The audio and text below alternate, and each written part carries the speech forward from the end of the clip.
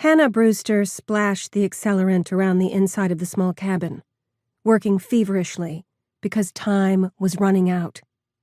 She was certain now that the demon would come for her that night. He had been stalking her for weeks. She had spent many agonizing hours trying to decide what to do. In the end, she had finally understood that she had no alternative but to destroy her creation. It was her only hope of keeping the promise she had made all those years ago. She set the empty container down on the floor next to the door and picked up the box of matches. She was surprised to see that her hands were once again steady, just as if she held a brush and stood in front of an untouched canvas. Tonight, she would paint a picture with fire.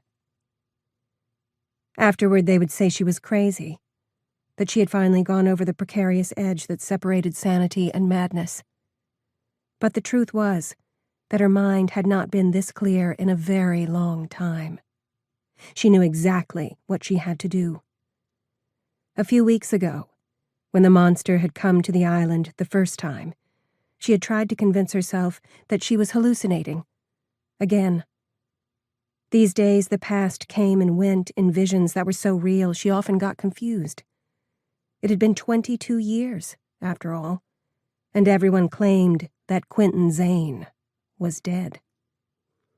But 2 weeks ago she had spotted him again.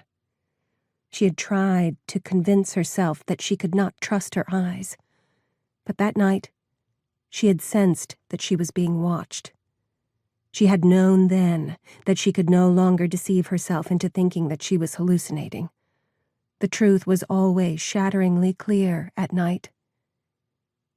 At midnight, she had picked up a brush, her hand firm and steady, and begun to paint her final picture.